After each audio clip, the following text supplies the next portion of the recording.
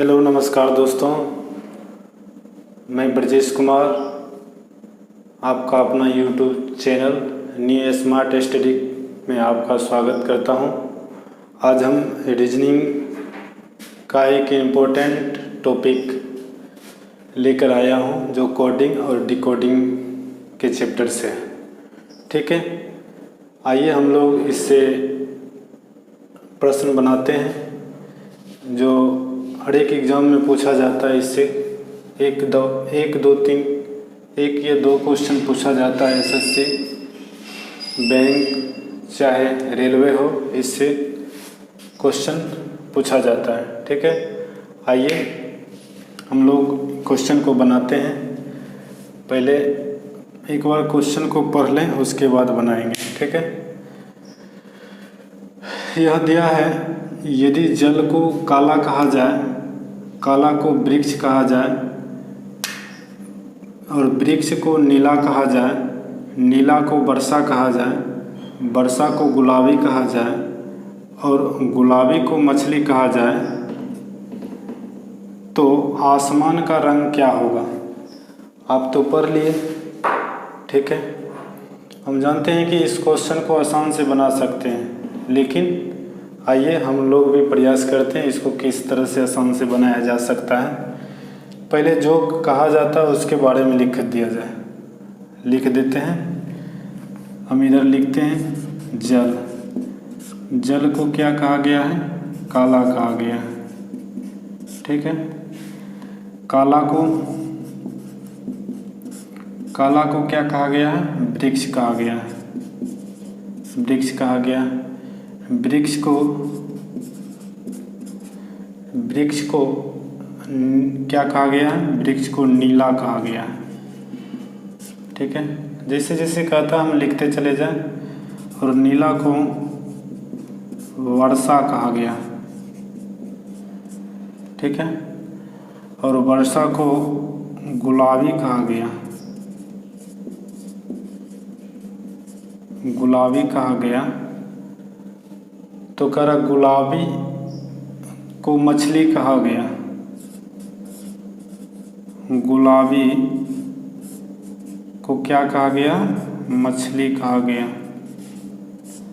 तो कह रहा आसमान का रंग क्या होगा? तो आसमान का रंग हम जानते हैं कि कैसा होता है? आसमान का रंग नीला होता है। तो देखते हैं आसमान को क्या कहा गया। तो नीला यहाँ है। ठीक है, आसमान का रंग नीला होता, लेकिन नीला को क्या कहा गया? नीला को कहा गया वर्षा, इसीलिए आसमान का रंग क्या होगा? वर्षा होगा। ऑप्शन नंबर सी करेक्ट है। ठीक है, अगला क्वेश्चन बनाते हैं। आइए हम इसको एक बार पढ़ते हैं, उसके बाद आप लोग इसको बनाएंगे। ठीक है, करा यदि पक्षी को बालू कहा गया, ठीक है, बालू को पौधा कहा गया, ठीक है, पौधा को कुआं कहा गया, ठीक है, कुआं को धरती कहा गया, धरती को सागर कहा गया, सागर को बाल्टी कहा गया। तो कह रहा है सब्जी, सब्जी हमें किससे प्राप्त होगा? तो सब्जी हमें किससे प्राप्त होता है? तो सब्जी हमें पौधा से प्राप्त होता है। तो पौधा यहाँ है। ठीक है, पौधा को क्या कहा गया? कुआं। तो हमें इसका सही उत्तर क्या हो जाएगा? सब्जी किससे प्राप्त होगा? कुआं से। ठीक है, आई होप कि आपको ये क्वेश्चन आसान लगा होगा। तो आगे हम फिर क्वेश्चन बनाते हैं। ठीक,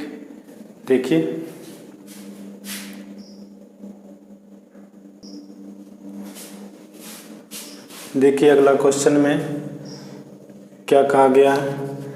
हम लोग जहाँ क्वेश्चन है वहीं पे बनाने का प्रयास करें ताकि आसान होगा, समय भी कम लगेगा।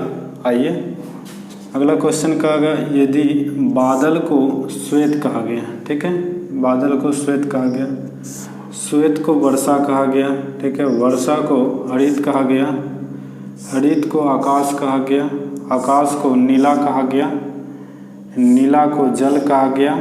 तो कह रहा चिड़िया जो है कहाँ उड़ेगा? तो चिड़िया जानते हैं कहाँ उड़ता है? तो चिड़िया आकाश में उड़ता है। ठीक है, आकाश में उड़ता है। तो आकाश को क्या कहा गया? आकाश को नीला कहा गया, इसीलिए इसका आंसर क्या हो जाएगा? ऑप्शन नंबर सी हो जाएगा। ठीक है, आइए अगला क्वेश्चन बनाते हैं।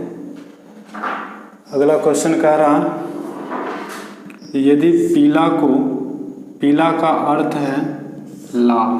ठीक है, पीला का अर्थ लाल है, श्वेत का अर्थ हरा है, लाल का अर्थ नारंगी है और नीला का अर्थ श्वेत है, हरा का अर्थ नीला है। तो पौधे की पत्ती का रंग कैसा होगा? देखिए क्वेश्चन फंसाने के लिए ये दे दिया। ठीक है, सबको अल्टर तरह से इसको एडजस्ट कर दिया, मतलब मिक्सचर कर दिया, इसको इधर उसको इधर कर दिया। ठीक है, जैसे कि पीला का अर्थ है लाल। ठीक है, तो फिर लाल का अर्थ है नारंगी। ठीक है, नारंगी का अर्थ क्या होगा? दिया है? नहीं दिया है, नारंगी का अर्थ नहीं दिया गया। ठीक है, चलिए अगला क्या कहा गया? श्वेत का अर्थ है हरा। ठीक है, तो नीला का अर्थ श्वेत है, नीला का अर्थ श्वेत है। इससे क्वेश्चन नहीं बनेगा। हम जिसके बारे में कहा गया सिर्फ उसी पर पूरा फोकस कर दें। कह रहा पौधे की पत्ती का रंग कैसा होता है? तो हम जानते हैं कि पौधे की पत्ती का रंग कैसा होता है? तो हरा होता है। ठीक है, तो हरा को क्या कहा गया? तो हरा को कहा गया है, हरा का अर्थ है नीला, इसीलिए इसका आंसर क्या हो जाएगा? नीला। तो इससे हम आसानी से पकड़ सकते हैं, जिसके बारे में कहा जाता है डायरेक्ट हम उसको फोकस कर सकते हैं। जैसे कि यहाँ पे कहा गया चिड़िया कहाँ उड़ती है? तो चिड़िया हम जानते हैं कि आकाश में उड़ते हैं, तो डायरेक्ट हम आकाश पे आएंगे, आकाश को नीला कहा गया। ठीक है, आसान शब्दों में आप लोगों को यह समझाने का प्रयास किए हैं। ठीक है, अगला क्वेश्चन बनाएंगे। ठीक, आइए अगला क्वेश्चन हम बनाते हैं। अगला क्वेश्चन में कहा गया है यदि जल को भोजन कहा जाए, भोजन को वृक्ष कहा जाए, वृक्ष को आसमान कहा जाए, आसमान को कुआं कहा जाए और कुआं को तालाब कहा जाए, तो कह रहा तो फल किस पर फलेगी? तो हम जानते हैं कि फल कहाँ फलती है? फल फलती है वृक्ष पे। ठीक है, वृक्ष पे फलती है। तो वृक्ष को क्या कहा गया है? वृक्ष को आसमान कहा गया, इसीलिए फल कहाँ फलेगी?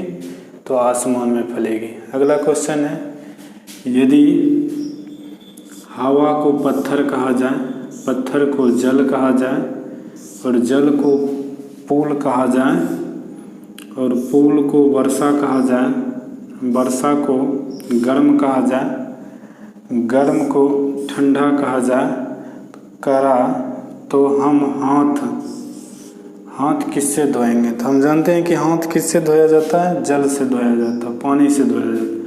तो जल को क्या कहा गया है? तो जल को पुल कहा गया, इसीलिए हाथ किससे धोना पड़ेगा? पुल से। Option number B. चलिए आप लोगों को आसान भाषा में हमने समझाया, आगे क्वेश्चन देखते हैं, अगला क्वेश्चन बनाते हैं। ठीक है, अगला क्वेश्चन बनाइए। आइए क्वेश्चन नंबर 7 में कहा गया है यदि धूल को हवा कहा जाए, हवा को पानी कहा जाए, पानी को वृक्ष कहा जाए, वृक्ष को किताब कहा जाए, किताब को कलम कहा जाए, तो कह रहा हम लोग क्या चीज़ पिएंगे? मतलब हम लोग पिएंगे क्या चीज़? क्वेश्चन का अर्थ है कि मतलब जो हम पीने का चीज़ है इसमें बताया गया, तो उसका हम लोग क्या पिएंगे? तो आइए हम लोग इसमें बताया गया पीने के माध्यम एक चीज़ है पानी। ठीक है, तो पानी को क्या कहा गया है? पानी को कहा गया वृक्ष। तो इसीलिए इसका आंसर क्या हो जाएगा? वृक्ष हो जाएगा। अगला क्वेश्चन आइए, क्वेश्चन नंबर 8 में कहा गया पीला को जमीन कहा जाए, जमीन को कलम कहा जाए, कलम को स्याही कहा जाए, स्याही को पीला कहा जाए, तो पौधे कहाँ पर उगते हैं? ठीक है, पौधे हम लोग जानते हैं कहाँ उगते हैं? ज़मीन पर उगते हैं। तो ज़मीन को क्या कहा गया है? ज़मीन को कहा गया कलम। इसीलिए इसका आंसर क्या हो जाएगा? ऑप्शन नंबर सी नाम। ठीक है, इसमें एक अलग वैरायटी से देखते हैं। क्वेश्चन है गणित, गणित को भूगोल कहा जाए, भूगोल को विज्ञान कहा जाए, विज्ञान को संस्कृत कहा जाए, तो न्यूटन का संबंध किससे है? तो हम जानते हैं कि न्यूटन का संबंध किससे है? तो विज्ञान से, भौतिक विज्ञान से। ठीक है, तो इसीलिए इसका आंसर क्या हो जाएगा? विज्ञान। आंसर विज्ञान हो जाएगा। ठीक है, उम्मीद करते हैं कि आप लोगों को यह क्वेश्चन अच्छा लगा होगा। अगर अच्छा लगा है तो इस चैनल को लाइक, शेयर एवं सब्सक्राइब अवश्य करें। धन्यवाद।